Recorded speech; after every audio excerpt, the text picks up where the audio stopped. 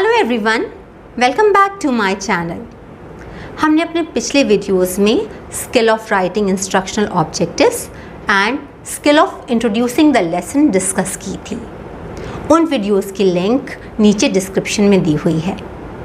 आज के वीडियो में हम एक्सप्लेनेशन स्किल यानी व्याख्या कौशल को डिस्कस करेंगे। The dictionary meaning of explanation is a statement or account that makes something clear, यानी ऐसा बयान या कथन जो किसी चीज़ को स्पष्ट करता हो, या फिर a reason or justification given for an action or belief, यानी किसी एक्शन को जस्टिफाई करने के लिए दी गई वजह।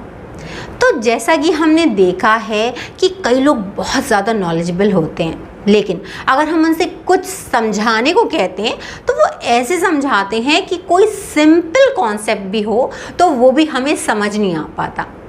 जबकि कुछ लोग ऐसे होते हैं कि जो कि मुश्किल से मुश्किल बात भी ऐसे समझा देते हैं कि वो हमें बहुत आसान लगने लगती है और हमें हमेशा याद रहती है। तो अपनी बात को एक्सप्लेन कर पाना भी एक स्किल है। अगर कोई अपनी बात को एक्सप्लेन नहीं कर पा रहा है तो इसका मतलब है कि वो अपने थॉट्स को लॉजिकल सीक्वेंस में प्रेजेंट नहीं कर पा रहा है, या वो रेलेवेंट के बजाय इररेलेवेंट डिस्क्रिप्शन दे रहा है। टीचर्स चाहे छोटे क्लासेस को पढ़ा रहे हो या फिर बड़े क्लासेस को पढ़ा रहे हो, उन्हें अलग अलग कॉन्सेप्ट्स को एक्सप्लेन तो करना ही पड़ता है। एक्सप्लेन करने के लिए वो एग्जाम्पल्स का सहारा लेते हैं, टीचिंग एड्स जैसे चार्ट्स, मॉडल्स, फ्लैश कार्ड्स वगैरह यूज़ करते हैं। उनकी जनरल नॉलेज या प्रीवियस नॉलेज से रिलेटेड क्वेश्चंस पूछते हैं और सारे पॉइंट्स को लॉजिकल सीक्वेंस में प्रेजेंट करते हैं ताकि स्टूडेंट्स को बात अच्छे से समझ में आ जाए। टीचर्स को हमेशा स्टूडेंट्स की प्रीवियस नॉलेज को ध्यान में रखते हुए ही कॉन्सेप्ट्स को एक्सप्लेन करना चाहिए, क्योंकि अलग अलग एज ग्रुप के, अलग ग्रेड्स के, अलग ज्योग्राफिकल कंडीशंस के बच्चों की प्रीवियस नॉलेज या एक्सपीरियंसेस अलग अलग होते हैं। इसलिए ये हो सकता है कि एक एक्सप्लेनेशन जो कि किसी एक ग्रुप के लिए एप्रोप्रिएट है वो दूसरे ग्रुप के लिए एप्रोप्रिएट ना हो। तो एक्सप्लेनेशन स्किल के कंपोनेंट्स होते हैं clear beginning statement, use of link words, fluency in language, use of relevant statements, stimulating questions, covering essential points and clear concluding statement। तो पहला कंपोनेंट है क्लियर बिगिनिंग स्टेटमेंट। तो क्योंकि सेट इंडक्शन स्किल या skill of introduction के बाद जो next step होता है वो है एक्सप्लेनेशन का। तो जब हम किसी टॉपिक को एक्सप्लेन करना शुरू करते हैं तो हम ये नहीं कहते हैं कि आज हम ये टॉपिक एक्सप्लेन करने जा रहे हैं, बल्कि हम कह सकते हैं कि let us now try to understand this topic. Suppose हमें साइंस का चैप्टर हीट का एक topic transfer of heat explain करना है, तो हम ये नहीं कहेंगे कि आज हम ट्रांसफ़र ऑफ हीट को एक्सप्लेन करेंगे, बल्कि हम कह सकते हैं कि children let's now enjoy learning how the transfer of heat takes place. फिर नेक्स्ट कंपोनेंट होता है यूज़ ऑफ लिंक वर्ड्स। तो जब भी हम कुछ एक्सप्लेन कर रहे होते हैं तो लिंक वर्ड्स यूज़ करने चाहिए, जो हैं that's why, however, but, because, since, later on, etcetera. इनका यूज़ करने से जो भी हम एक्सप्लेन कर रहे हैं उसमें कंटिन्यूटी बनी रहती है। नेक्स्ट कंपोनेंट है फ्लुएंसी इन लैंग्वेज। तो टीचर जिस भी लैंग्वेज में एक्सप्लेन कर रहे हैं किसी कॉन्सेप्ट को, वो उस लैंग्वेज में फ्लुएंट होना चाहिए। नेक्स्ट है यूज़ ऑफ रेलेवेंट स्टेटमेंट्स, यानी जो भी स्टेटमेंट्स हम दे रहे हैं वो रेलेवेंट होने चाहिए, टॉपिक से रिलेटेड होने चाहिए। फिर नेक्स्ट है स्टिमुलेटिंग क्वेश्चंस, यानी कि क्वेश्चंस ऐसे होने चाहिए जिससे कि बच्चों में जोश आए और वो उनके आंसर्स देने के लिए एक्साइटेड रहें। नेक्स्ट है कवरिंग एसेंशियल पॉइंट्स मीन्स जो कॉन्सेप्ट हमें एक्सप्लेन करना है उससे रिलेटेड जो भी ज़रूरी बातें हैं वो सब कवर करें। नेक्स्ट है क्लियर कंक्लूडिंग स्टेटमेंट मीन्स जब एक्सप्लेन कर लें तो लास्ट में कंक्लूडिंग स्टेटमेंट दें। तो चलिए देखते हैं कि इस स्किल का माइक्रो लेसन प्लान। इसमें सबसे ऊपर आप माइक्रो लेसन प्लान नंबर लिखेंगे जो है नंबर 3। फिर आप नेम ऑफ द स्किल लिखेंगे जो है एक्सप्लेनेशन स्किल। फिर आप इस तरह से date, class, subject, topic, period and duration लिखेंगे। ये प्लान हमने साइंस सब्जेक्ट के टॉपिक हीट कंडक्शन पर बनाया है, तो यहाँ पर हम टॉपिक हीट कंडक्शन लिखकर उसे अंडरलाइन कर देंगे। क्योंकि हम माइक्रो लेसन प्लान बना रहे हैं इसलिए हम ड्यूरेशन यहाँ पर 6 मिनट्स डालेंगे। फिर हम ऑब्जेक्टिव लिखेंगे जो है to master the skill of explanation by practising its various components. फिर हम एक्सप्लेनेशन स्किल के कंपोनेंट्स लिख देंगे जो कि हम अभी पहले ही डिस्कस कर चुके हैं। फिर हम 3 कॉलम्स बनाएंगे। फर्स्ट कॉलम में प्यूपिल टीचर्स एक्टिविटी लिखेंगे, सेकंड में स्टूडेंट्स एक्टिविटी एंड थर्ड में कंपोनेंट्स। तो हम अपना एक्सप्लेनेशन स्टार्ट करने से पहले स्टूडेंट्स से उनकी प्रीवियस नॉलेज या उनके प्रीवियस एक्सपीरियंसेस से रिलेटेड क्वेश्चंस पूछेंगे इस तरह से, what happens when we keep a cold frying pan on the flame. तो इसका एक्सपेक्टेड आंसर होगा when we keep a cold frying pan on the flame the pan becomes hot. फिर हम उनसे क्वेश्चन पूछ सकते हैं, what happens when we remove the hot pan from the flame. तो उसका आंसर बच्चे देंगे when we remove the hot pan from the flame it slowly cools down. तो यहाँ पर हम कंपोनेंट्स के कॉलम में डाल सकते हैं नंबर 4 जो है स्टिमुलेटिंग क्वेश्चंस। तो ये जो क्वेश्चंस हम एक्सप्लेनेशन के टाइम पर पूछते हैं ये डेवलपिंग क्वेश्चंस कहलाते हैं। ये क्वेश्चंस स्टूडेंट्स की प्रीवियस नॉलेज से रिलेटेड होते हैं जो कि स्टूडेंट्स से इसलिए पूछे जाते हैं ताकि उन्हें जो न्यू नॉलेज दी जा रही है उस नॉलेज को वो अपने प्रीवियस एक्सपीरियंसेस से एसोसिएट कर सकें और न्यू कॉन्सेप्ट को ईजिली समझ सकें। कुछ प्यूपिल टीचर्स डेवलपिंग क्वेश्चंस पूछते टाइम भी प्रॉब्लमेटिक क्वेश्चंस मीन्स समस्यात्मक प्रश्न पूछने लगते हैं जो कि बिल्कुल गलत है। प्रॉब्लमेटिक क्वेश्चन सिर्फ इंट्रोडक्शन के टाइम पर पूछा जाता है, तो इस बात का ध्यान रखें कि डेवलपिंग क्वेश्चंस ऐसे हों जो कि स्टूडेंट्स की प्रीवियस नॉलेज से या उनकी जनरल नॉलेज से रिलेटेड हों और जिनके आंसर स्टूडेंट्स आसानी से दे सकें। तो यहाँ इस तरह से जब हम स्टूडेंट्स की प्रीवियस नॉलेज या एक्सपीरियंसेस से रिलेटेड क्वेश्चंस पूछ लेंगे तो फिर उसके बाद हम अपने पॉइंट को एक्सप्लेन करेंगे इस तरह से। So you can understand that heat always flows from the hotter object to the colder object. When the cold pan is kept on the flame, the heat from the flame flows to the pan and makes it hot. And when the hot pan is removed from the flame, the heat from the pan flows to the surroundings and the pan slowly cools down. यहाँ पर students activity के column में हम लिखेंगे students listen carefully। और components के column में हम कंपोनेंट्स हमने यूज़ किए हैं उनका जो सीरियल नंबर हमने शुरू में लिख दिया था प्लान के वो सीरियल नंबर यहाँ पर डाल देंगे। जैसे कि यहाँ पर हमने क्लियर बिगिनिंग स्टेटमेंट यूज़ किया है तो हम कंपोनेंट नंबर 1 लिखेंगे। कंपोनेंट नंबर 2 है यूज़ ऑफ लिंक वर्ड्स। तो यहाँ पर हमने when, then etcetera link words use किए हैं इसलिए हम कंपोनेंट नंबर 2 डालेंगे।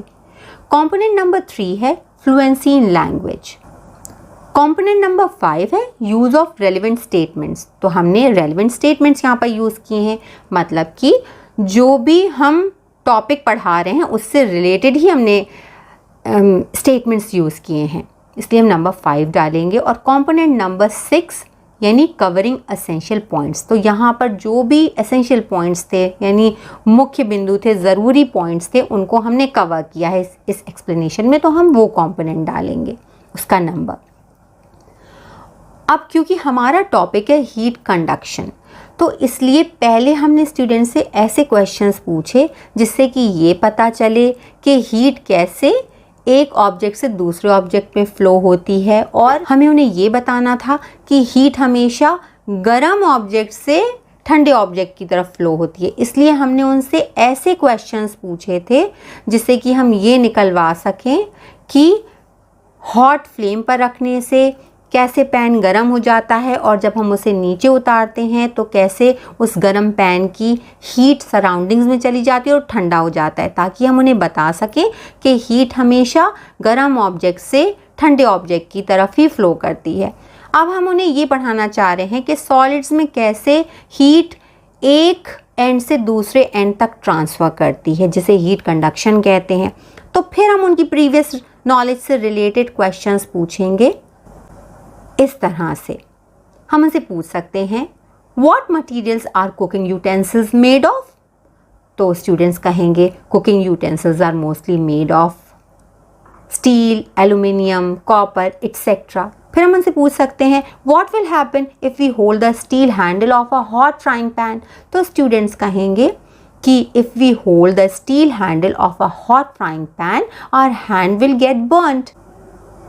तो यहाँ पर हमने स्टूडेंट्स से फिर से ऐसे क्वेश्चंस पूछे जो कि स्टिमुलेटिंग हैं और जिन्हें हम डेवलपिंग क्वेश्चंस कहते हैं। तो हम यहाँ पर नंबर 4 डाल देंगे, कंपोनेंट नंबर 4। तो फिर यहाँ पर हम फिर 2 क्वेश्चंस पूछने के बाद में अपने पॉइंट को एक्सप्लेन करेंगे इस तरह से कि yes, when we keep the pan on the flame, only the base of the pan is kept on the flame. The handle is not in contact with the flame. Still it gets heated because the heat gets transferred from the hotter end to the colder end of an object. The process by which the heat is transferred from the hotter end to the colder end is known as conduction. In solids, generally the heat is transferred by the process of conduction. तो यहाँ पर हमने component number 2 use किया जो कि है use of link words, component number 3 use किया जो कि है fluency in language, component number 5 use किया जो कि है use of relevant statements, component number 6 use किया जो कि है covering essential points and component number 7 use किया जो कि है क्लियर कंक्लूडिंग स्टेटमेंट। यानी यहाँ पर हमने क्लियर कंक्लूडिंग स्टेटमेंट दिया। अब अगर इसके अलावा हम ये बताना चाहते हैं कि गुड कंडक्टर्स कौन से होते हैं और बैड कंडक्टर्स कौन से होते हैं, तो फिर हम उनसे ऐसे ही 2-3 क्वेश्चंस पूछेंगे और उसका एक्सप्लेनेशन देंगे। तो इस तरह से हमारा एक्सप्लेनेशन स्किल का माइक्रो लेसन प्लान तैयार हो जाएगा। अब हम इसकी ऑब्जर्वेशन टेबल बनाएंगे इस तरह से। इसमें सबसे ऊपर हम हेडिंग डालेंगे observation table for explanation skill और उसके बाद में 3 कॉलम्स बनाएंगे। फर्स्ट में सीरियल नंबर लिखेंगे, सेकंड में कंपोनेंट्स एंड थर्ड में हम रेटिंग स्केल बनाएंगे। रेटिंग स्केल आप अपने हिसाब से बना सकते हैं। यहाँ पर हमने 0 to 5 का रेटिंग स्केल बनाया है।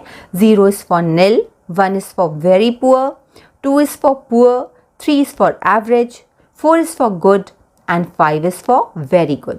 ये ऑब्जर्वेशन टेबल तब यूज़ होती है जब आप अपने माइक्रो लेसन प्लान को क्लास में टीच कर रहे होते हैं। तो उस वक्त आप अपना माइक्रो लेसन प्लान और अपनी ये ऑब्जर्वेशन टेबल अपने टीचर को, जो आपको पीछे बैठकर ऑब्ज़र्व कर रहे होते हैं, उन्हें दे देते हैं और वो इन कंपोनेंट्स के बेसिस पर आपको ऑब्ज़र्व करते हैं और आपकी रेटिंग करते हैं कि आपने ये सारे कंपोनेंट्स यूज़ किए हैं या नहीं किए हैं, और अगर किए हैं तो वो किस लेवल के हैं, उस हिसाब से वो आपको रेटिंग देते हैं।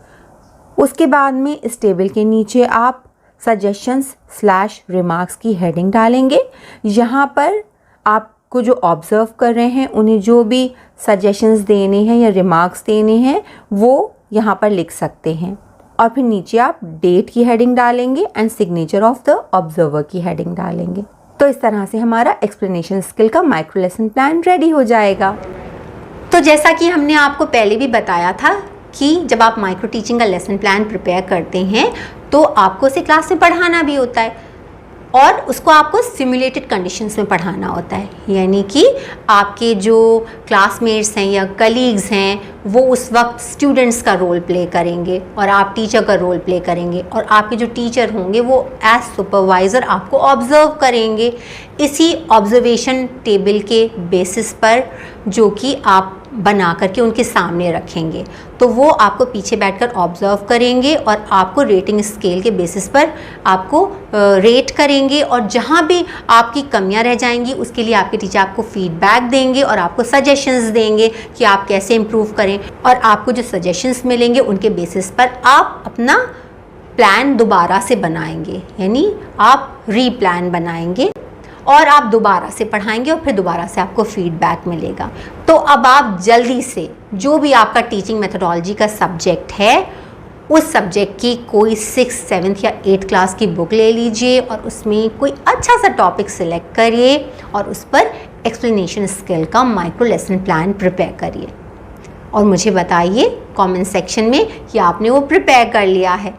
ठीक है, तो अब नेक्स्ट वीडियो में हम स्किल ऑफ स्टिमुलस वेरिएशन को डिस्कस करेंगे। तब तक के लिए good bye and thanks for watching.